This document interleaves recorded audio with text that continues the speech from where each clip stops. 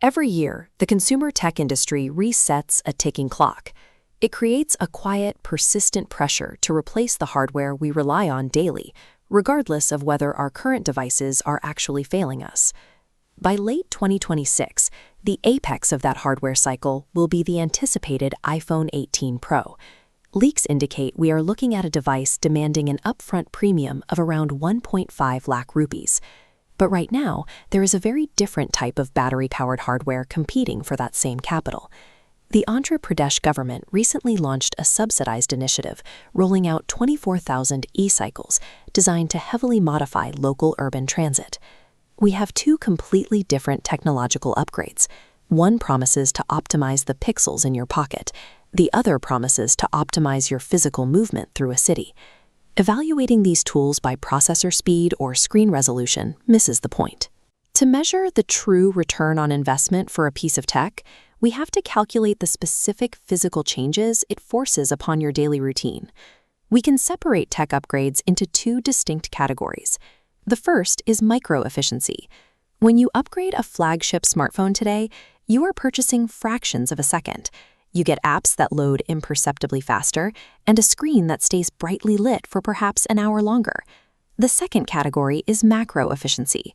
This is technology that reclaims hours of your week previously lost to urban gridlock, while completely zeroing out the daily financial drag of burning petrol.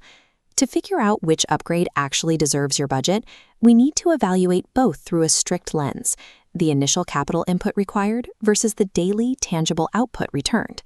This chart breaks down upfront capital, a 1.5 lakh lump sum for the smartphone versus a 5,000 rupee down payment for the e-cycle.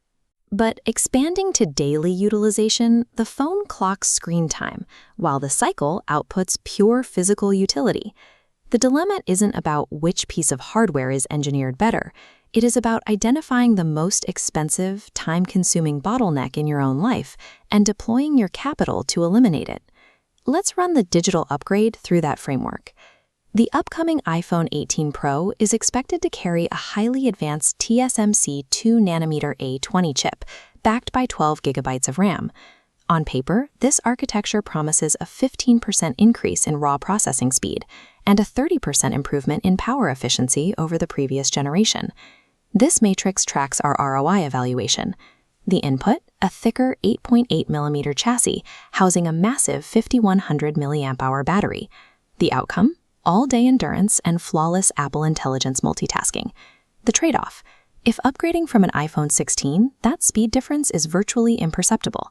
Paying a luxury premium for these micro-efficiencies is mathematically sound in exactly one scenario: if you are upgrading from a device that is at least 4 years old and failing to hold a charge.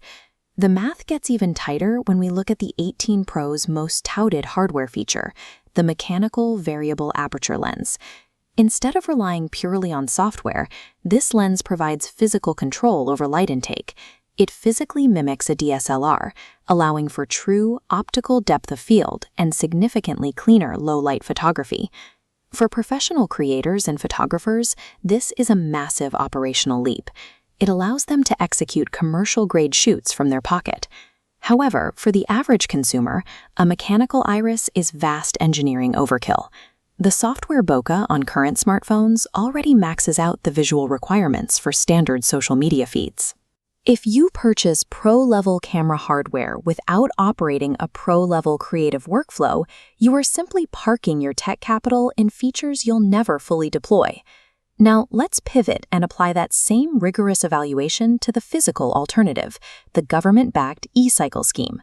The financial mechanics here are highly leveraged.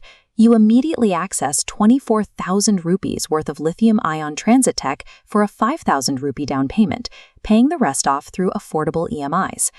Bringing the e-cycle into our matrix, the input shifts to physical pedaling effort. The outcome is a 40 to 50 kilometer range, slashing daily petrol costs to near zero and eliminating emissions. The trade-off, heavy weather dependency and extended commute times. This is a macro efficiency upgrade. Choosing the cycle changes the physical geometry of your commute and redirects your monthly income from fuel bills back into your savings. Despite those benefits, macro transit faces a severe cultural barrier. Many commuters avoid bicycles because they perceive moving away from a car or motorcycle as a drop in social status. Civic leadership is attempting to actively dismantle that stigma. NTR District Collector Lakshmisha, for instance, has integrated e-cycles directly into his official commute from his camp office. When high-level officials adopt battery-powered transit, it serves a specific policy goal: normalizing the technology for white-collar professionals and stripping away the ego associated with daily commuting. True macro efficiency requires prioritizing long-term economic and ecological logic over the short-term social status of holding a steering wheel. This chart maps upfront cost against lifestyle impact. The era of life-changing smartphone leaps is behind us. A 1.5 lakh rupee phone sits in the high-cost micro-impact zone, refining existing routines. Conversely, a 24,000 rupee e-cycle sits in the low-cost macro-impact zone, fundamentally restructuring your day. The data profiles two very different ideal users. The phone is a necessary capital expense for content creators suffering on aging devices. The cycle is a highly leveraged asset for pragmatic optimizers looking to solve sub-10-kilometer commutes. Before you allocate your upgrade budget this year, audit your own friction points. Determine if your bottlenecks are digital or physical, because right now, the best battery you can buy might just be the one that actually moves you.